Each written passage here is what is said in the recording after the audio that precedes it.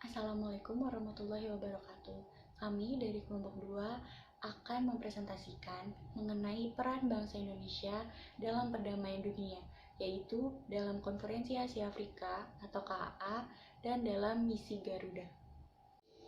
Kelompok kami terdiri dari Kamila Hardiani, Ega Eklail Ismail, Erik Yoga Pratama, Fadian Wibowo, Fahma Iramurti, Faizal Firdaus, dan saya sendiri, Fesya Lentari. Yang pertama, kita akan membahas mengenai Konferensi Asia Afrika.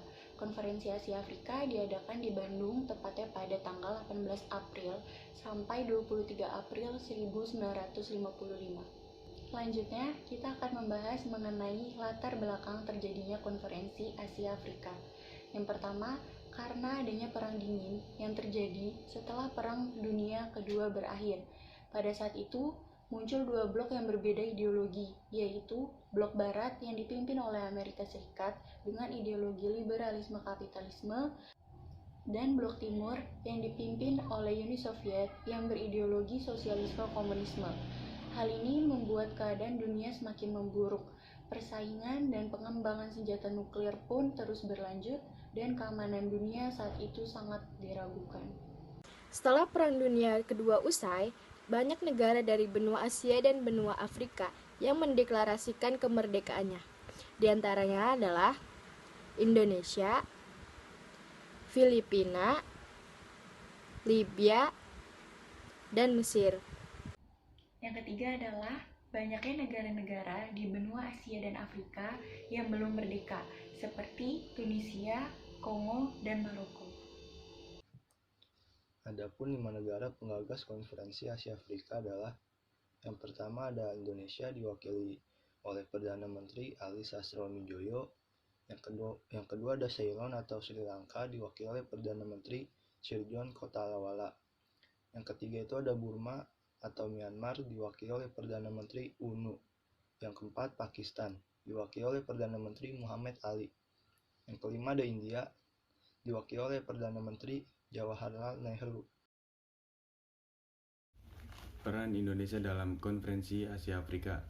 Yang pertama, Indonesia sebagai negara pemerkasa dan penyelenggara Konferensi Asia Afrika. Yang kedua, memegang peranan dalam kepengurusan Konferensi Asia Afrika.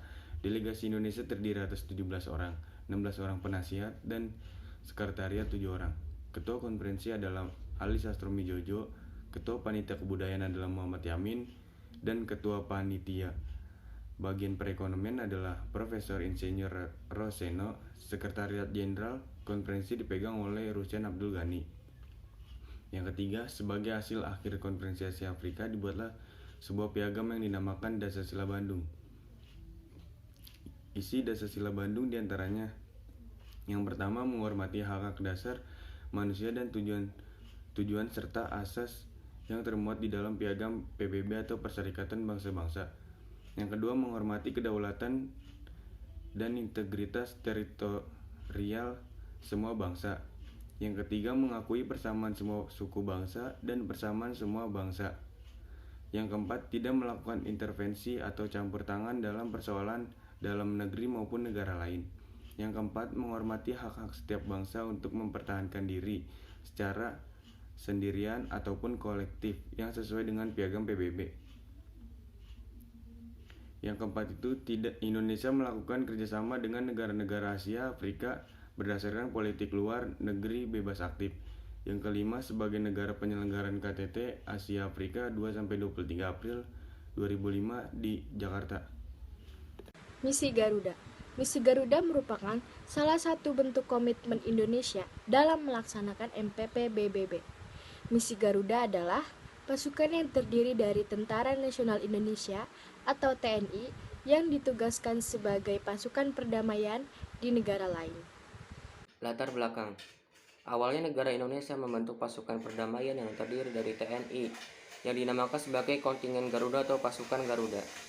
TNI ini memang sengaja ditunjuk oleh negara untuk menjaga keamanan baik di dalam negeri maupun di luar negeri. Sementara di setiap misi pasti ada pasukan khusus yang diberangkatkan. Pemantik terbentuknya pasukan ini adalah karena adanya konflik yang terjadi di Timur Tengah pada 26 Juli 1956. Pada saat itu, Inggris, Prancis, dan Israel melakukan serangan gabungan terhadap Mesir, sehingga menimbulkan perdebatan di negara-negara lainnya dalam sidang umum PBB. Menteri Luar Negeri Kanada, Esther B. Persen, mengusulkan agar dibentuk pemelihara perdamaian di Timur Tengah. Usul ini pun disetujui dan pada 5 November 1956, Sekjen PBB membentuk United Nations Emergency Force atau UNEF.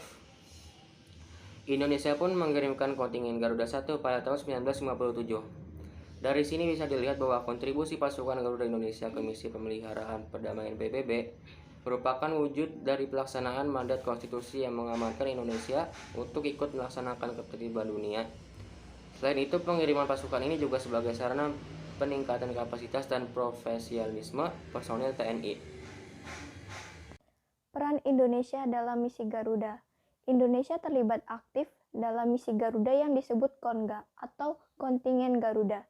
Indonesia terlibat dari KONGA 1 sampai dengan KONGA 24. Yang pertama ada kontingen Garuda 1 atau KONGA 1. Kontingen ini dikirim ke Mesir pada tanggal 8 Januari 1957. Ketika itu Mesir sedang mengalami krisis Suez. Secara singkat, krisis Suez merupakan masalah yang terjadi setelah Presiden Gamal Abdel Nasir menasionalisasi terusan Suez. Hal ini menjadi masalah bagi Inggris karena Inggris sebelumnya memiliki saham paling besar di terusan Suez. Inggris tidak terima atas nasionalisasi tersebut. Akibatnya Inggris bersama dengan Prancis dan Israel menyerang terusan Suez dan terjadilah krisis Suez. Untuk menghadapi masalah tersebut, kontingen Garuda dipimpin oleh Letnan Kolonel Infanteri Suwadi Suromi Harjo dan menggantikan Letnan Kolonel Infanteri Hartoyo beserta 559 pasukannya dikirim ke Mesir. Kontingen Garuda 1 mengakhiri masa tugasnya pada tanggal 29 September 1957. Yang kedua ada kontingen Garuda 2 atau KONGA 2. 3 tahun kemudian, KONGA 2 dikirim ke Kongo. Kontingen Garuda dipimpin oleh Letnan Kolonel Infanteri Solihin GP beserta 1074 pasukannya. Pada saat itu, Kongo sedang mengalami krisis Kongo yang disebabkan oleh Perang Saudara. Kejadian ini terjadi setelah Belgia memberikan kemerdekaannya kepada Kongo pada tahun 1961.